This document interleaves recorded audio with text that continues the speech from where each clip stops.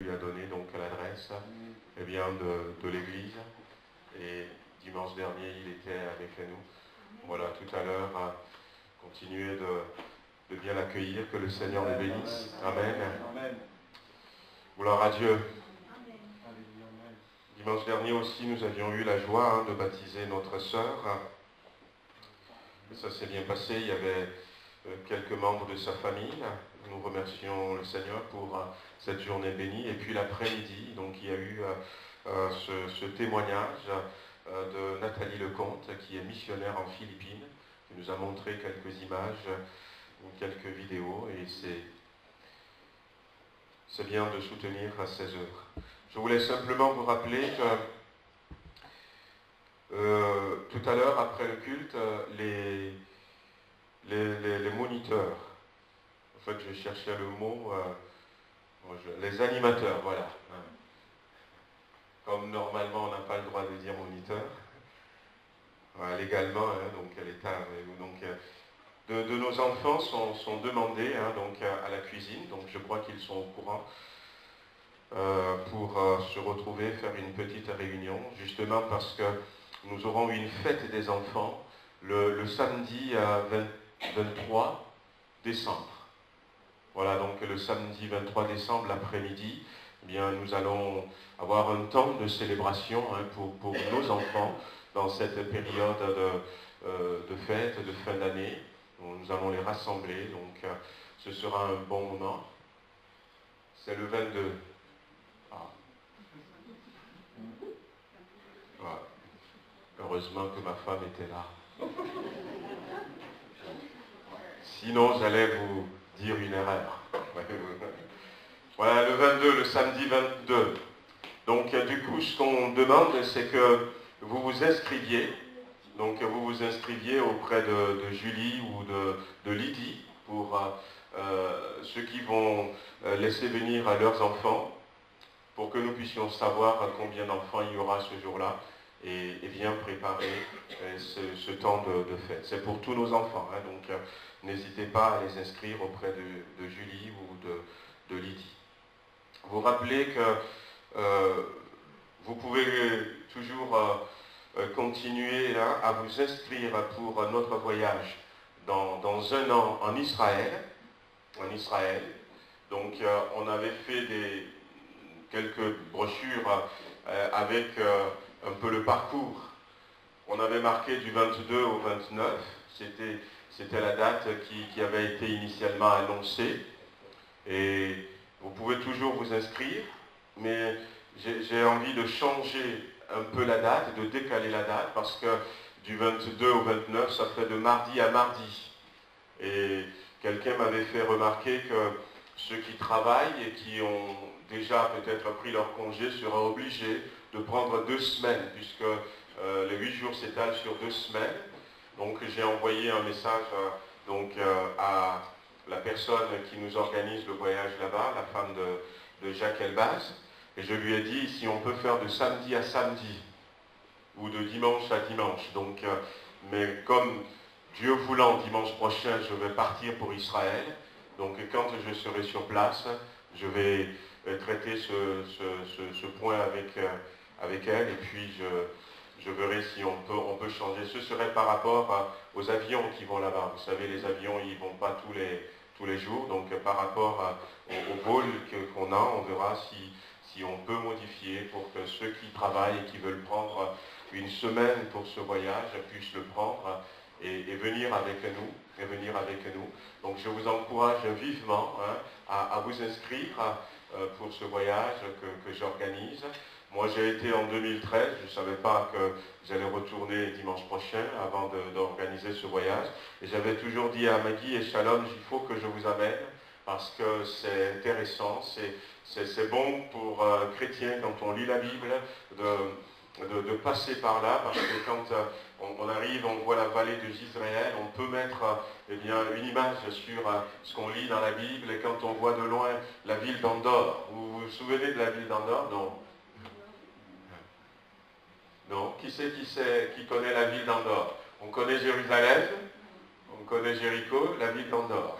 Alors c'est une petite ville, C'est là où Saül était parti consulter.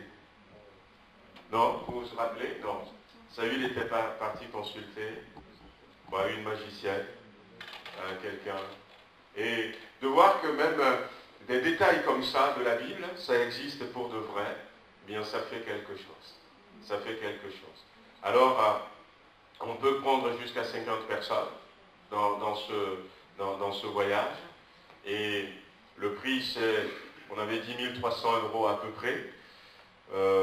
Par rapport au nombre, 1200 ou 1300 par rapport au nombre qu'on serait. Mais j'en ai parlé un peu déjà à deux de mes pasteurs, de mes collègues pasteurs, et ils m'ont dit, tiens, écoute, si je peux l'annoncer dans mon église, mais pour le moment, je leur ai dit d'attendre, parce que je veux nous privilégier d'abord. Donc n'hésitez pas, on a commencé assez tôt pour que, même s'il y a des difficultés pour payer, vous puissiez payer petit à petit, pour que ça ne soit pas lourd d'un seul coup. Donc n'hésitez pas, inscrivez-vous auprès de Marie-Pierre ou auprès de Rebecca. Inscrivez-vous pour ce bon voyage. Si Jésus tarde à venir, ce sera un bon moment que nous allons passer ensemble. Alors, donc dimanche je serai là, dimanche prochain je serai là, mais l'après-midi je vais partir pour Israël, pour aller visiter les églises qui sont en Cisjordanie. Je ne sais pas, je suis, non pas de près, parce que je fais confiance au Seigneur, voilà, je suis un peu l'actualité. Je sais que la semaine dernière ça avait chauffé, il y avait eu pas mal d'obus, de roquettes qui ont été lancées. Donc ça s'est un peu calmé, je ne sais pas, mais si tout va bien, voilà, donc pensez à moi dans la prière. Je vais avec le pasteur Bruno Astier et son épouse. On va faire une semaine là-bas pour visiter des églises qui sont dans cette zone un peu compliquée, où c'est compliqué pour les Arabes de se convertir. Voilà, on les soutient de loin, on prie pour eux. Et de temps en temps, lorsque l'occasion se présente, on va sur le terrain pour les entourer de nos bras, de leur manifester physiquement notre affection et les assurer que l'Église en France prie pour eux. Et voilà, partager un peu ce qu'ils vivent pendant un temps. Donc pensez à nous. Le samedi 8 décembre à 15h, il y aura une rencontre de femmes, ici, donc à 15h, donc pour nos sœurs. Voilà, donc vous êtes invités à cette rencontre, parce qu'on va faire, vous savez que depuis quelque temps déjà, depuis quelques années, on a, au niveau des Assemblées de Dieu, on a un département de femmes. Et ce qu'il y avait des choses qui ont été organisées entre-temps, il y a certaines qui sont parties sur des signes, et les femmes de pasteurs se sont retrouvées déjà 2 fois au péage de Roussillon, et elles ont décidé de rassembler toutes les femmes pour une grande manifestation régionale qui va avoir lieu le 8, 9 et le 10 février. Donc les femmes, ça va être des rencontres régionales. Donc il y a une femme qui vient, et Maggie voudrait que vous puissiez parler un peu de tout ça, donc le samedi 8 décembre, et vous organiser pour participer à ce rassemblement régional des femmes.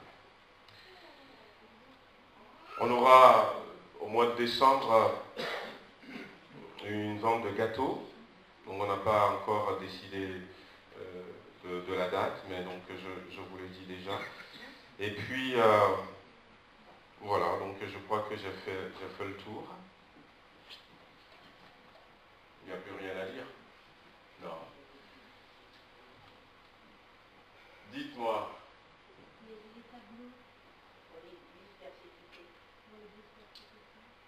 Les tableaux pour l'église persécutée. Oui. Alors. Ouais, c'est sur le blog, hein, c'est ça? C'est sur le blog, oui. Voilà, donc il n'y avait que des sœurs, hein, c'est que des sœurs qui ont fait, hein? Oui. Voilà. Les frères, non. Tout ce qui se le pays, ça sera politique. Voilà. Donc il y a quelques sœurs qui ont fait des tableaux. Moi j'en avais vu quelques-uns qui sont très jolis et qui veulent mettre ça en vente. Pour ceux qui veulent, ça peut faire aussi des cadeaux. Nous sommes en fin d'année voilà, pour soutenir les chrétiens persécutés. Donc allez sur le blog. Ouais. Et il y a l'adresse email de Marie. Donc les gens qui sont intéressés, voilà. Quand ils sont en contact. Voilà, ou adressez-vous directement à Marie. Et puis voilà, donc regardez ces tableaux et si vous les prenez, sachez quand même que eh bien, les dons vont à l'église persécutée. On va prier le Seigneur. Amen. Voilà, on va lui demander de nous bénir. Amen. Voilà. Si quelqu'un veut prier pour nous, que le Seigneur nous bénisse au travers de sa parole ce matin, allez-y, n'hésitez pas.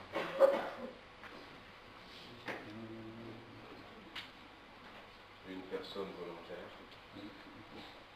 Seigneur, nous te remercions, nous te rendons grâce de ton amour, de tes bienfaits, de tes Père, de ce que tu nous as permis de nous réunir en ce lieu pour te louer, de te rendre une dimension de grâce. Nous te remercions, nous te rendons grâce pour ceux qui ne sont pas là, de ce que tu prends soin du développement de là où tu peux faire. Nous te rendons grâce pour chaque homme, chaque femme, chaque famille qui est réunie, de ce que tu nous bénis puissamment en travers de nos frères qui nous ont dit par ton pasteur, de ce que cela nous soit une restauration de l'oration, Père. Je te rends grâce pour ton amour. Merci pour tout. Nous offrons nos intelligences sur ce message. Et tu vas nous conduire dans ta parole, et lever le standard de ta parole. Amen. Merci pour l'homme de Dieu que tu as encore béni, ce que tu as encore éclairé sur les versets de Dieu qui vont nous fortifier, qui vont nous restaurer, Père. Merci pour ton amour, merci pour tout ce que tu as bien fait. Merci pour tout ce que je n'ai pas pu te dire, qui sont les profondeurs de ton corps qui connaît mieux que moi. Merci pour tout, au nom puissant de Jésus-Christ, que je laisse mon dire Amen. Amen. Amen. Amen, gloire à Dieu. Voilà, gloire à Dieu. Alléluia. On va aller dans le livre des juges. On va aller dans le livre des juges et puis on va lire au chapitre 3, le verset 12.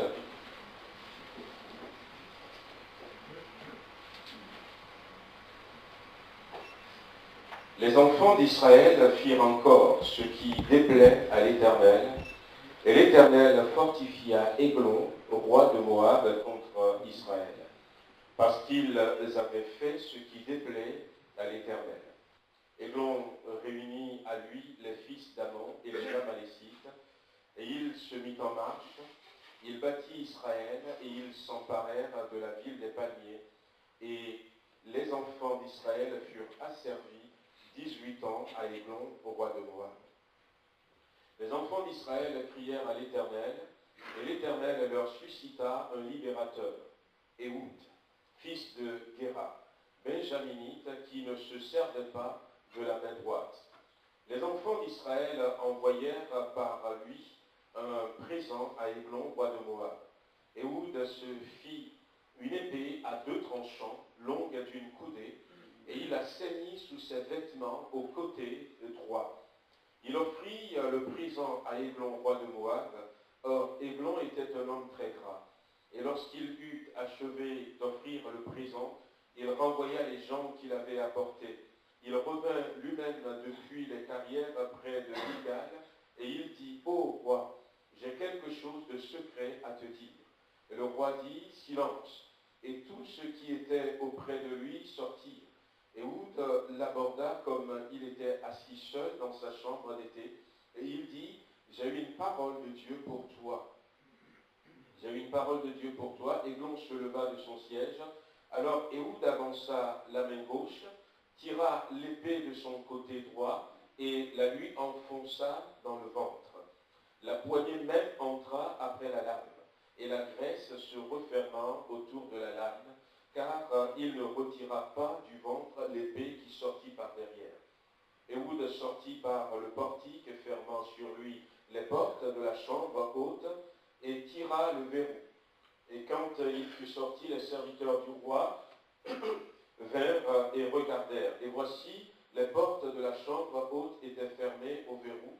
Ils dirent, sans doute, ils se couvrent les pieds dans la chambre d'été. Ils attendirent longtemps, et comme ils n'ouvraient pas les portes de la chambre haute, ils prirent la clé et ouvrirent, et voici leur maître était mort, étendu par terre. Pendant leur délai, Éhoud prit la fuite, dépassa les carrières et se sauva à Séhira. Et dès qu'il fut arrivé, il sonna de la trompette dans la montagne d'Éphraïm. Les enfants d'Israël descendirent avec lui et de la montagne, et il se mit à leur tête. Il leur dit, suivez-moi, car l'Éternel a livré entre vos mains les Moabites, vos ennemis. Ils descendirent après lui, s'emparèrent des gués du Jourdain vis-à-vis de Moab, et ne laissèrent passer personne. Ils bâtirent dans ce temps-là environ 10 000 hommes de Moab, tous robustes, tous vaillants, et pas un n'échappa. En ce jour, Moab fut humilié sous la main d'Israël, et le pays fut en repos pendant 80 ans. Amen. Amen, gloire à Dieu. Donc, on revient dans le livre des Juges, livre que nous avions commencé pendant ce temps de jeûne et prière que nous avions eu au mois d'octobre. Et nous aurons donc un autre temps de jeûne et prière pendant le mois de décembre, du 10 au 14 ou au 15, je ne me rappelle plus trop, mais je vous le recommuniquerai dès décembre. On va avoir encore 5 jours, et cette fois-ci, donc le thème c'est la prière. C'est la prière. Je crois que Dieu veut nous réveiller dans la prière. Dieu veut nous impulser un nouveau souffle dans la prière. Dieu veut que l'Église se lève. Hier à la maison, quand j'étais rentré, moi j'étais sur Saint-Étienne, et c'était compliqué pour rentrer. Heureusement que finalement, on n'avait pas eu la réunion classique de la jeunesse, parce qu'il y avait ces manifestations là dans tout le pays. Ils ont brûlé des pneus sur la route, donc on ne pouvait pas passer. Mais quand j'étais rentré, et puis avec Maggie, on se disait, mais peut-être, on avait prié vendredi, on avait prié pour la France, on avait prié pour ces manifestations, mais malheureusement, il y a quand même une personne qui est décédée. Voilà. Et je crois que Dieu désire nous réveiller dans la prière pour que nous prions peut-être un peu plus, peut-être beaucoup plus, parce que la prière est une puissance qui fait fuir les ténèbres. Et nous aurons ce temps de prière. Donc j'avais déjà annoncé que cette fois-ci, on aura 3 temps dans la journée. On va se retrouver, pour ceux qui le peuvent, le matin de 7h à 8h, ne serait-ce qu'une prière ensemble pendant 30 minutes.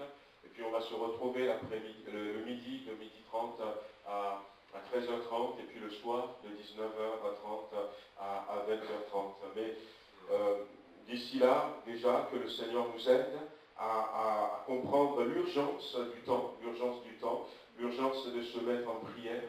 Et le premier jeûne et prière que nous avions fait, le thème était plutôt la sanctification, parce que nous voulons que lorsque nous allons commencer à prier et intercéder pour notre nation, pour les besoins que nous avons, que le Seigneur nous exauce.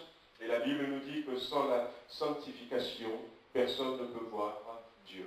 Personne ne peut voir Dieu. Non pas simplement le jour où nous allons mourir, mais ne peut voir Dieu même dans sa vie de chaque jour. Nous ne voyons pas Dieu si nous ne vivons pas dans la sanctification. La sanctification, souvent on pense que c'est un mot qui fait peur, c'est quelque chose de compliqué. La sanctification, nous avions dit que c'est simplement se séparer, se mettre à part pour Dieu. Se mettre à part pour Dieu. Séparer ce qui ne glorifie pas Dieu dans notre vie, dans notre manière de faire. Et c'est sur ça que nous avions parlé un peu, et nous étions partis justement dans le livre des Juges, parce que au début, le livre des Juges nous montre que les enfants de Dieu, les enfants d'Israël, n'ont pas réussi à se séparer, à se mettre à part. Par rapport à tous ces peuples qui étaient là, les Moabites, les Ammonites, les Cananéens, les Phérésiens, les Héviens. La Bible cite beaucoup de ces peuples qui étaient là. Et la consigne de Dieu, c'est que vous vous mettez à part, vous vous séparez. Non pas que Dieu veut que nous soyons bizarres dans le monde, non. Se séparer, c'est d'abord mettre Dieu en premier dans notre vie, savoir que ce qui ne plaît pas à Dieu, je ne dois pas me mêler à ça, Et nous avions d'ailleurs, à l'issue de ce temps de jeûne et prière, nous nous sommes posé la question pour nous-mêmes en disant, mais est-ce que au milieu dans nos maisons, est-ce que dans notre vie à nous, est-ce que dans notre Église, est-ce qu'il n'y a pas peut-être des Cananéens, des Moabites, des Phérésiens, des Jébusiens qui sont là et qui sont mélangés à nous? Et puis on a dit que c'est oui, il y a quelques étrangers, il y a ces personnes, ces peuples qui ne doivent pas être là, qui sont au milieu de nous, et nous les avons identifiés parce qu'aujourd'hui, ils ne s'appellent plus Jébuséens, voilà, ils ne s'appellent plus Ammonites. Tu peux afficher, tu sais où c'est, donc dans les annonces, non? Je crois. Il n'y a pas un recueil annonce, si tu peux afficher tous ces étrangers que nous avions. Et nous les avons identifiés, et nous avions eu un temps de prière. Et pendant le moment de prière que nous aurons, nous prierons encore pour que le Seigneur nous aide. Mais on les avait identifiés parce que j'avais mis sur Vidéopsalm, dans recueil annonce, il me semble.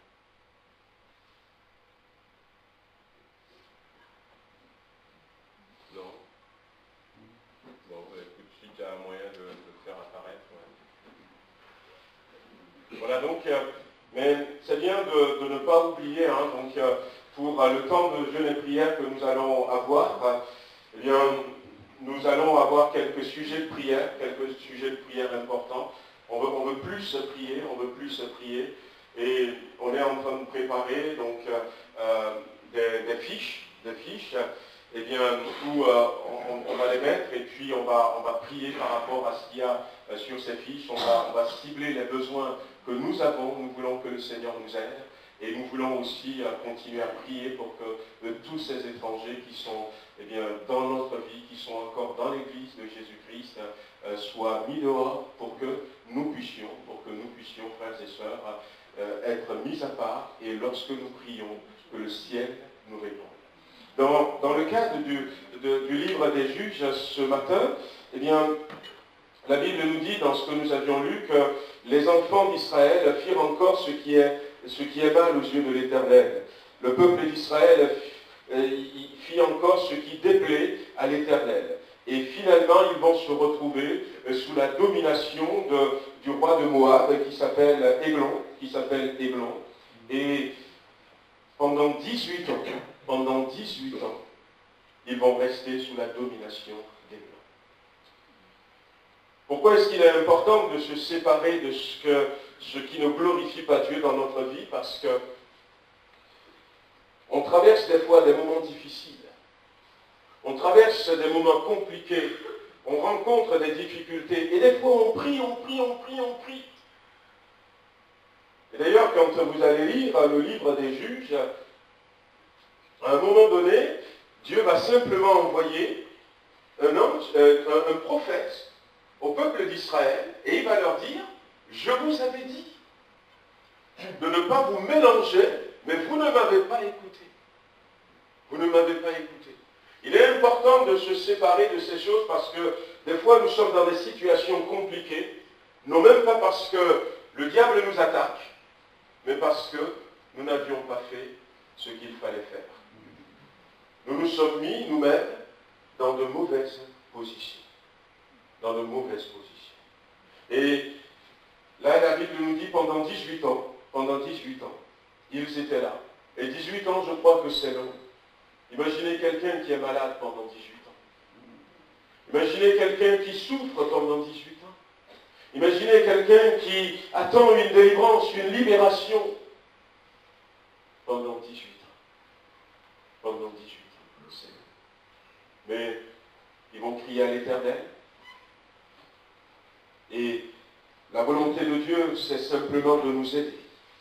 C'est de nous bénir. C'est de nous faire du bien. Et des fois, le Seigneur est obligé de nous faire prendre conscience qu'il y a des choses dans nos vies, qu'il y a des choses dans nos maisons, qu'il y a des choses dans notre marche chrétienne qui ne conviennent pas. Hier, alors que j'étais à Saint-Étienne, j'enseignais sur le 2e livre des rois et une des questions qu'un élève m'avait posées, c'était, eh bien, Élisée, il avait maudit les enfants et 2 ours les a mangés. Alors, c'était quand même très dur. Et je leur expliquais un peu que des fois le Seigneur est obligé de nous laisser sous la domination de l'ennemi pendant 18 ans pour nous faire prendre conscience qu'il y a des choses qui ne sont pas pour notre bien. Et heureusement d'ailleurs, parce que si le Seigneur ne nous laisse pas sous la domination de l'ennemi pendant 18 ans, et que ça nous fait prendre conscience que finalement, nous mettons dehors ce qui n'a pas sa place dans la vie chrétienne, dans l'Église de Jésus-Christ. Si le Seigneur ne fait rien, après c'est l'éternité en enfer. Parce que de toute manière, sans la sanctification, nul ne verra Dieu. Nul ne verra Dieu. Et des fois, c'est vrai que l'attitude, surtout dans l'Ancien Testament, de Dieu, des fois, peut paraître dure. Et j'ai expliqué un peu à ces élèves qui étaient là que c'est par rapport au contexte dans lequel vivait Élisée. Akab, le roi Akab, le roi d'Israël, avec sa femme Jézabel, avait introduit en Israël l'adoration de Baal et d'Astarté. Et ça a pris tellement d'ampleur que toute la population, déjà égarée un peu par Jéroboam, le premier roi d'Israël, qui ne voulait pas que le peuple retourne en Israël, à Jérusalem pour adorer Dieu, et qui va fabriquer un autel, déjà égaré par eux. Et lorsque Akab et Jézabel vont introduire ces divinités, le peuple tout entier vont se tourner vers ces divinités. Et si Dieu n'intervient pas de manière énergique, comme je dis tout à l'heure, un jour on finira en enfer. Mais ils sont tellement pris, ils sont tellement liés par cet esprit de religiosité que Dieu est obligé dans un premier temps de frapper par ce temps de sécheresse de 3 ans et demi. Ça va entraîner même la mort de quelques prophètes de Baal. Mais le peuple n'avait aucune considération pour Dieu, pas encore. La preuve, le roi était tombé malade. Il envoie ses serviteurs à Écron, dans une ville, aller consulter Baal-Zéboul pour voir si je vais guérir. Dieu est quasi inexistant. Et Dieu va dépêcher Élie, va lui dire, est-ce que c'est parce qu'il n'existe pas un Dieu en Israël que tu envoies? Le peuple était inconscient de la présence de Dieu. Et il a fallu que Dieu, fasse des actions que nous pouvons trouver dures. Genre, effectivement, que 42 enfants soient déchirés par l'ours, c'est triste. Mais le prophète de l'Éternel n'a aucun respect en Israël à ce moment-là. Et si Dieu n'agit pas comme ça, il ne peut pas rétablir sa présence, sa sainteté en Israël. Et Dieu va agir au travers de Moab. Il va les soumettre à ces 18 ans de souffrance. Et lui, il ne va pas venir seul parce qu'il va prendre les fils d'Amon, il va prendre les Amalécites. Et les Amalécites, c'était des ennemis jurés d'Israël. C'est les Amalécites qui étaient les premiers à les attaquer quand ils étaient sortis de l'Égypte. Et les Amalécites, leur slogan, c'est qu'il ne faut jamais que le peuple d'Israël C'est pour ça que quand Dieu a fait sortir son peuple de l'Égypte, et que le peuple commence à dire maintenant, enfin nous sommes libérés, les Amalécites sont venus pour les tuer. On n'est pas pour votre liberté. Et les Ammonites, Ammon, vous savez, donc, et de même que Moab, c'est les œuvres de la chair. Et on vit comme ça, on est des chrétiens parce qu'on n'a pas décidé de se séparer. Et ceux qui ne veulent pas notre bien règnent sur nous. Ou celui qui ne veut pas notre bien. Celui qui ne veut pas notre bien. La Bible dit que le diable, c'est un voleur. Dans Jean chapitre 10. Et il ne vient que pour détruire, égorger, piller. Et il y a des comportements charnels. Et après ces temps, la Bible nous dit que Dieu va quand même intervenir. Quand ils crièrent à un moment donné, ils ont compris finalement. Et ils vont commencer à crier à l'Éternel. Et l'Éternel leur suscita un libérateur. Éhoud, fils de Gérard. Alors nous avions lu tout à l'heure le portrait d'Éhoud, fils de Gérard, benjaminite, qui ne se servait pas de la main droite. Et il s'était fabriqué une épée à 2 tranchants. Dieu va le susciter, ce garçon, pour apporter la libération. Et c'est dans ces juges que nous avons dans le livre, dans ce livre, dans ces juges que Dieu va susciter. C'est là aussi que nous voyons les moyens que Dieu met à notre disposition pour nous sortir de l'esclavage dans lequel nous sommes mis à nouveau. C'est dans ces portraits de ces gens qu'il a utilisés. Nous avions parlé la dernière fois d'Othniel. Il y a aussi Gédéon que nous connaissons. Il y aura à un moment donné Samson. Il y a Barak avec Déborah. C'est au travers aussi de ces hommes que Dieu va nous montrer comment s'en sortir, comment parvenir à nous séparer de ces choses. Et là, nous voyons qu'on va faire un peu non même pas le portrait, je ne vais pas faire le portrait, je vais simplement m'attarder un peu sur comment est-ce que Dieu va utiliser Éhoud pour apporter la libération, au peuple d'Israël. La Bible dit qu'il le suscita, et il suscita Éhoud. Alors je reviens un peu à 2-3 mots que j'avais dit déjà ce matin, que peut-être Sarah aussi avait dit dans ses interventions. Le nom Éhoud. Éhoud veut dire dont la louange est le Père. On peut rajouter celui dont la louange est le Père. Ma louange, c'est Jésus. Ma louange, c'est Dieu. Et Dieu va susciter cet homme. Et Dieu va susciter cet homme, et c'est vrai que la Bible nous dit, loué soit l'Éternel, et je m'écris,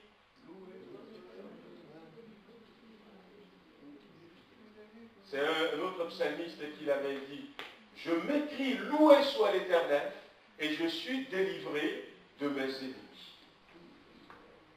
Et Dieu va placer, il va choisir quelqu'un dont le nom signifie la louange.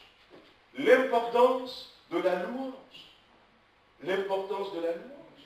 La Bible nous parle de comment, eh bien, la louange aussi a apporté la délivrance au peuple d'Israël. Non pas la louange seule des fois, la louange accompagnée de la prière, mais l'importance, la place de la louange. Ce n'est pas simplement, eh bien, pour combler le vide que dimanche après dimanche, nous essayons d'avoir ce temps de louange. Mais parce que c'est important, frères et sœurs. C'est important que nous puissions prendre le temps pour chanter des cantiques à notre Dieu. Et quand nous chantons des cantiques à notre Dieu, quand nous chantons des cantiques comme ceux que nous avons chantés, que Dieu est puissant, que Jésus-Christ est merveilleux, et que son nom est merveilleux, quand nous chantons ces choses, les démons sont furieux. Mais nous sommes là, nous ne faisons rien. Je m'écris, loué soit l'Éternel. Et je suis délivré. Dans 2 Chroniques, chapitre 20, Josaphat, la Bible nous montre que c'est toute une armée. Toute une armée. Il y avait encore, c'est à peu près la même chose, il y avait ceux de la montagne de Séhir, il y avait encore les Ammonites, il y avait les Moabites qui se sont ligués, qui ont dit cette fois-ci, nous allons les écraser, 120 000 soldats. Et puis, quand Josaphat avait entendu cela, il était impuissant, il n'avait pas la force. Et aujourd'hui, c'est vrai, il y a des situations en face desquelles nous n'avons pas la force. Nous n'avons pas les moyens, nous ne nous sentons pas capables. Mais Josaphat a dit, on va prier Dieu, on va jeûner. Parce que nous sommes très faibles, nous sommes trop petits en nombre. Et puis après, ils se sont dit, mais on va quand même partir au champ de bataille pour qu'on ne nous appelle pas des poules mouillées. Et il partait comme ça, il a à un moment donné, peut-être qu'il a remarqué, il avait remarqué peut-être que les soldats, les quelques soldats qu'ils avaient, peut-être certains se disaient, ben, c'est fini, je ne vais pas revenir. Il a vu peut-être comment ils se sont dit au revoir à leur épouse. Il y a peut-être une tristesse qui était là. Et la Bible dit que Josaphat a dit, mais écoutez, on ne va pas partir dans cette tristesse. On va commencer à louer le Seigneur notre Dieu. Et au moment où ils ont commencé à louer, la Bible dit que sur le champ de bataille, là où ils allaient, il s'était passé quelque chose. La confusion, la division parmi les ennemis. Et finalement, ils se sont entretués. Et quand ils étaient arrivés, il n'y avait plus personne debout. Les louanges. Paul et Silas, dans Actes chapitre 16, ils ont été frappés injustement, flagellés, battus, enchaînés, jetés en prison. Et ils ont prié. Ils ont prié le Seigneur. Je ne sais pas combien de temps a duré leur prière. Mais après la prière, alors qu'ils étaient là, au lieu de pleurer, au lieu de se lamenter sur les plaies, sur la souffrance, la douleur qu'ils ressentent, ils se sont dit, et si nous commençons à louer le Seigneur? Et au moment où ils étaient en train de louer, à un moment donné, pouf, tremblement de terre. Le tremblement de terre qui n'a tué personne. Toutes les portes des prisons sont tombées. Toutes les portes, toutes les chaînes qui enchaînaient les prisonniers sont cassées. La louange associée à la prière. Frères et sœurs, Dieu va prendre Éwoud. Dieu va susciter Éwoud. Et Jésus qui va dire à un moment donné, vous pouvez le chercher dans votre Bible, c'est peut-être facile aujourd'hui, mais non pas une seule fois. Je te loue, Père. Je te loue, Père. Est-ce qu'il vous arrive, vous, de dire au moins ça? Je te loue, Père. Amen. Père, je te loue pour ce matin. Je te remercie pour ce matin. Eh bien, Dieu va susciter Éwoud. Et je crois que Dieu va susciter Éwoud parce qu'il veut nous dire, ne négligez pas la louange. Soyons des chrétiens qui, encore dans nos maisons, louent le Seigneur. Et qui, à l'église, lorsque nous nous retrouvons en assemblée, que nous puissions louer le Seigneur.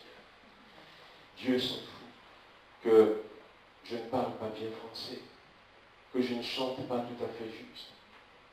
C'est pour ça qu'il a dit, eh bien, les vrais adorateurs sont ceux qui adorent en esprit et en vérité. Non pas ceux qui adorent juste. Non. Non pas des spécialistes d'adoration, mais ceux qui adorent simplement, qui sont vrais. Quand il dit je te loue, Père, ils sont vrais. Mais quand il le dit je te loue, Père, ça vient de leur cœur. Ça vient de leur cœur. Dieu a choisi Éwoud, et Éwoud va apporter la victoire. La Bible nous dit que Éwoud, une épée à 2 tranchants, longue d'une coudée, voilà, là, longue d'une coudée. Alors, on voit aussi comment est-ce que Dieu va utiliser Ehud pour ramener le peuple hors de l'esclavage. L'épée à 2 tranchants nous parle de quoi? De la parole. De la parole, tout simplement. La Bible nous dit que la parole de Dieu est, car la parole de Dieu est vivante, elle est efficace, plus tranchante qu'une épée quelconque, à 2 tranchants, pénétrant jusqu'à partager âme et esprit. Voilà. Et c'est aussi notre art de nous équiper de la parole de Dieu. L'apôtre Paul qui va nous parler de nos armes, les armes que nous avons pour nous défendre contre les ennemis dans Éphésiens chapitre 6, va dire, prenez l'épée de l'esprit qui est la parole. Dans Éphésiens chapitre 6, verset 17. L'épée de l'esprit qui est la parole. La parole. Et nous avons besoin encore de la parole de Dieu. Bien-aimés, nous sommes dans un monde où il y a beaucoup de penseurs modernes, des idées intéressantes, des idées captivantes, mais ne négligeons pas la parole de Dieu. La dernière fois, la sœur m'avait montré un petit papier sur lequel c'est marqué « Si nous traitons la Bible comme nous traitons nos portables ».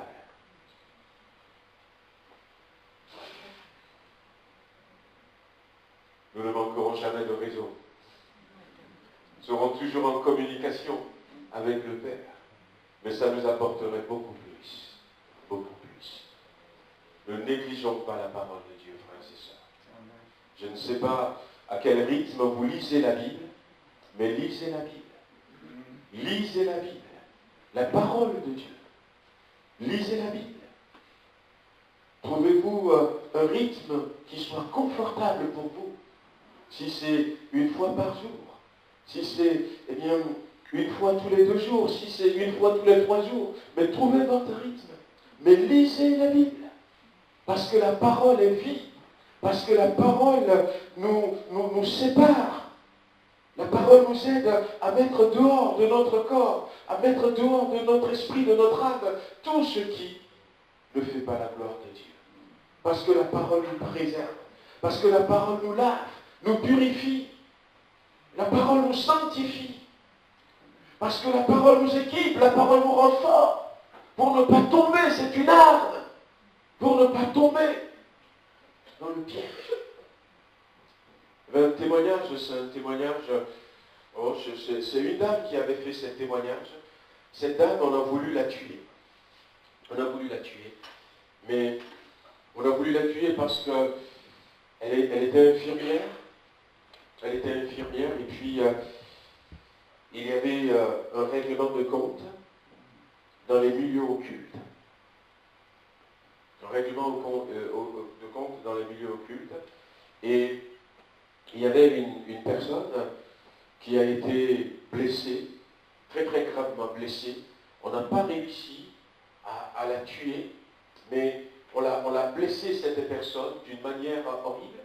Et puis finalement, elle avait été amenée à l'hôpital. Et ceux qui voudraient tuer cette personne l'ont poursuivie pour la tuer à l'hôpital. Sauf qu'elle était tombée dans le service de cette infirmière qui est chrétienne. Et quand elle avait vu dans quel état se trouve cette dame, eh bien, elle a commencé à prier au nom de Jésus-Christ, sans se demander, c'est pas l'endroit ni l'heure. Elle ne savait pas. Et elle était complètement ignorante, comme certains au milieu de nous, des milieux occultes. Ils ne savaient même pas que dans nos pays développés, ça existait. Et finalement, elle était devenue un obstacle entre ceux qui veulent tuer cette personne et ils ont décidé de la supprimer. Et ce jour-là, elle disait, cette dame, voyez-vous, elle racontait qu'elle allait prendre sa voiture. En fin de journée, elle a fini. Et puis à un moment donné, elle avait senti que deux gaillards costauds la suivaient. Et vous savez, quand vous avez l'impression que quelqu'un vous suit, et puis vous vous tournez, vous voyez que, bah, tiens, à une dizaine de mètres derrière, il est là. Et puis elle a essayé de passer à gauche, à droite, mais elle a vu que les gars le suivaient toujours. Et puis la crainte a commencé à monter. Et puis vite, elle a couru un peu, elle était arrivée vers sa voiture. C'était, il faut mettre la clé. Et tourner, c'était pas, il faut appuyer le bouton. Voilà, il faut mettre la clé. Et elle avait peur, et puis elle tremblait. Et puis elle n'arrivait même pas à mettre la clé. Et puis à ce moment-là, les gars étaient arrivés. Et les gars, ils sont à quelques mètres d'elle. Aujourd'hui, on va te faire ta peau. On va te faire ta peau. Ben, ça t'apprendra à te mêler de ce qui ne te regarde pas. Elle avait compris, et puis comme la portière. Et tout à coup, elle a pensé à Éphésiens, chapitre 6, les armes du chrétien. Et elle dit, le Seigneur, sauve-moi. Et ayant pensé à ce passage de la Bible, elle disait dans son témoignage que, eh bien, elle a dit, n'approchez pas de moi. J'ai l'épée de l'esprit dans ma main. Je vais vous tailler en pièces. Ouais, c'est une arme, la parole, qui nous protège. Et elle nous disait, elle ne sait pas ce qui s'était passé. Elle ne sait pas si elle avait réellement une épée dans sa main et que Dieu a ouvert les yeux à ces deux gaillards pour voir l'épée dans sa main. Mais les deux gaillards, ils se sont retournés, ils ont pris leurs jambes. Alléluia. Alors, ils se sont enfuis. Ils se sont enfuis. Oui, elle nous protège, la parole de Dieu. Nous avons besoin de lire la parole de Dieu. Dieu va utiliser Ehud. La Bible dit que Ehud, donc je suis au verset 16, se fit une épée à 2 tranchants, longue d'une coudée, et il la ceignit sous ses vêtements, au côté droit. Alors je veux m'arrêter aussi sur ce que la Bible dit. Et la Bible dit sous ses vêtements. La Bible n'a pas dit sous son vêtement. Et dans Apocalypse chapitre 3, lorsque Jésus nous parle de l'église de Laodicée, Apocalypse chapitre 3, verset 18, Jésus nous dira, pareil, je te conseille d'acheter de moi des vêtements. Des vêtements. Des vêtements. Et là, la Bible nous parle de ces vêtements à Ehud. Et Jésus dit, je te conseille d'acheter de moi des vêtements. Non pas un seul vêtement, mais des vêtements. Il aurait peut-être juste un simple vêtement. Peut-être comme moi ce matin, l'épée se verrait. Qui ne pourrait pas rentrer avec l'épée. Mais il avait des vêtements. Combien il en avait, je ne sais pas. Et Jésus nous dit, eh bien, achetez de moi des vêtements blancs. Des vêtements blancs. Et je crois que le pluriel a son importance parce que, eh bien, dans Marc chapitre 14, versets 50 et 52, la Bible nous parle d'un jeune garçon qui suivait Jésus avec un seul drap sur le corps. Je ne sais pas si vous vous rappelez de cet épisode. Et puis quand on l'a brusqué comme ça, il est parti, il a laissé le drap, il est parti. Tout nu. Parce qu'il n'en avait qu'un seul sur le corps. Et Jésus va nous parler de plusieurs vêtements. De plusieurs vêtements. Nous nous contentons souvent d'un seul vêtement. Le vêtement de notre salut. Je suis sauvé, je m'en vais au ciel. Et c'est bon, j'ai ma robe blanche. Et ça me suffit. Mais non, frères et sœurs. Frères et sœurs. Mais non. Ça ne suffit pas, frères et sœurs. Le revêtement. Mais regardez Jésus-Christ. Il était rempli du Saint-Esprit. La Bible nous dit, Jésus rempli du Saint-Esprit fut conduit par l'Esprit au désert. Et il a prié, il a jeûné. Et la Bible dit, Jésus est revenu du désert, revêtu du Saint-Esprit. Il est rempli du Saint-Esprit, il est conduit conduit par le Saint-Esprit et il est revêtu du Saint-Esprit. Et nous disons, j'ai le Saint-Esprit, ça me suffit. Non, ce n'est pas suffisant. Si j'ai le Saint-Esprit, ça me suffit, eh bien la Bible ne va pas nous donner tous ces détails. J'ai le salut, ça me suffit.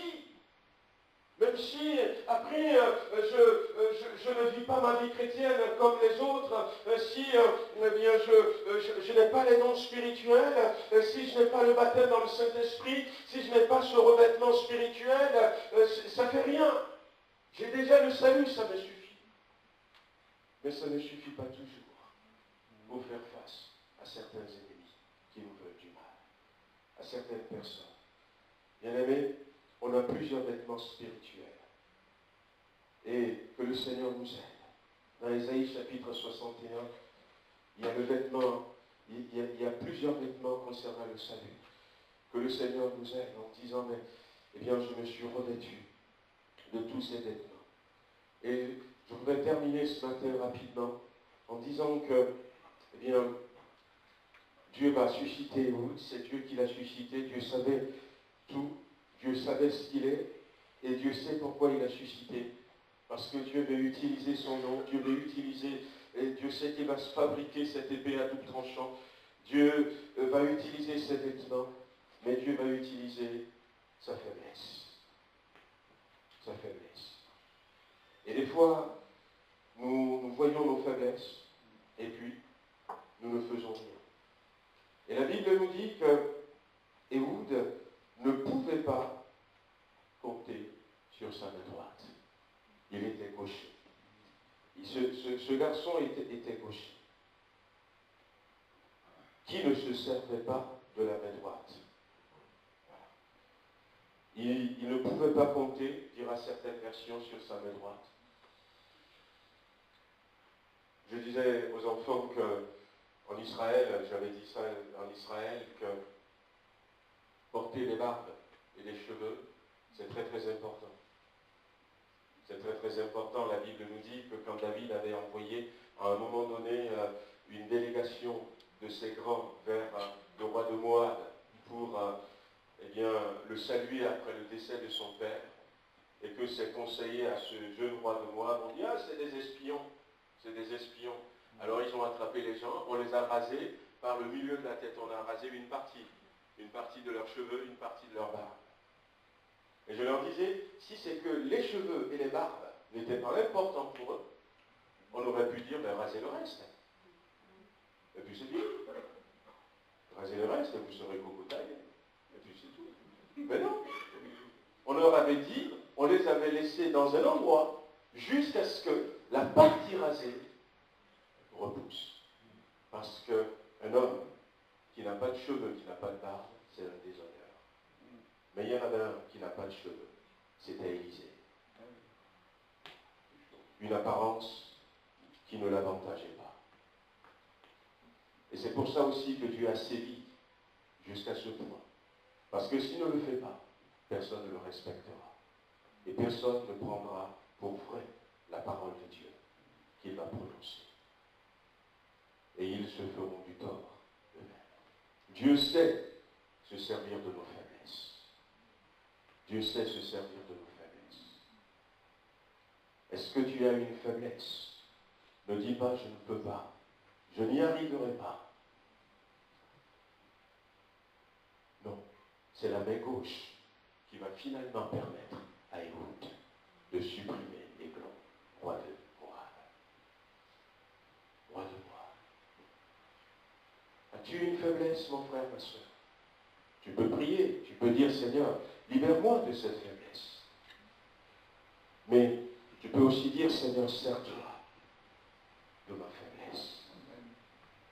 Sers-toi de ma faiblesse pour glorifier ton nom. La Bible ne nous donne pas tous les détails, mais il va dire à un moment donné, Léa a les yeux délicats. Ça c'est la diplomatie biblique, ça. Les yeux délicats. Mais ça veut dire que, je ne sais pas, peut-être qu'elle regardait de travers. C'est pour ça que Jacob ne la voulait pas.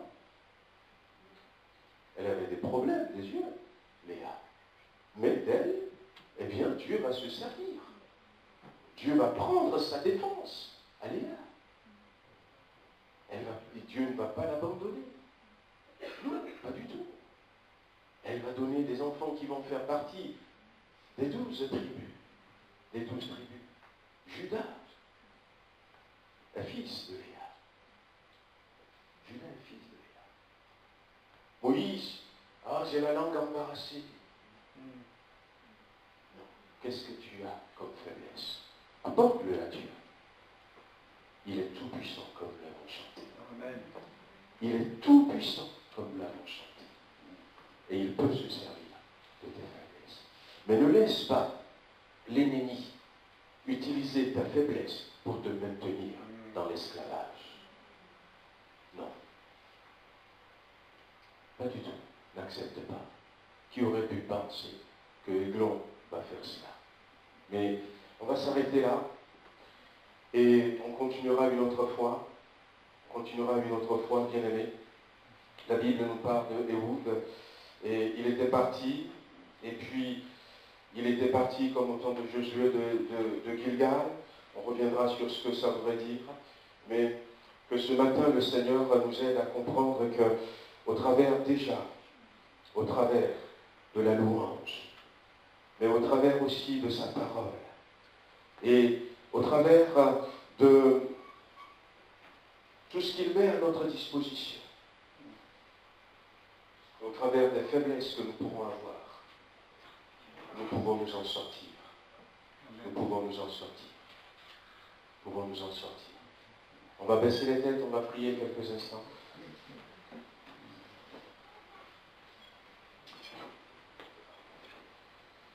Seigneur notre Dieu, nous avons peut-être des faiblesses. La Bible dit que Ehud ne pourra pas utiliser sa droite. Mais ta parole nous dit que ta droite nous soutient.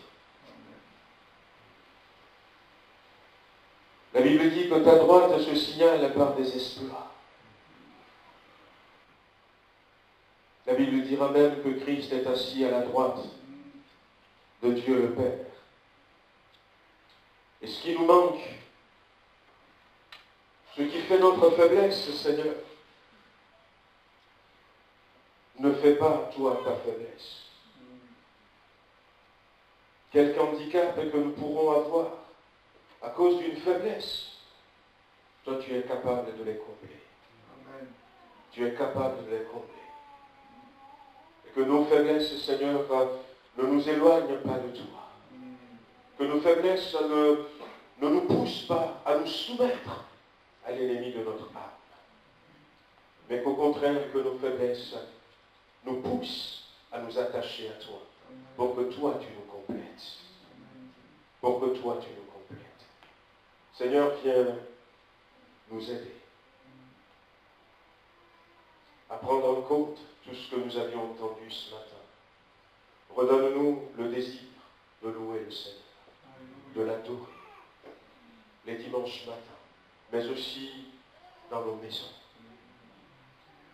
D'être de ceux qui ont compris que lorsque nous louons Dieu, lorsque nous l'adorons, lorsque nous proclamons qui il est et ce qu'il a fait pour nous, le diable est furieux. Les maladies s'en vont. Seigneur, merci de nous aider à nous attacher à ta parole. Merci aussi, Seigneur, de nous donner, de ne pas simplement nous contenter du fait que nous sommes sauvés. Mais de comprendre que c'est le début, c'est le départ, et qu'il y a beaucoup d'autres pas à faire.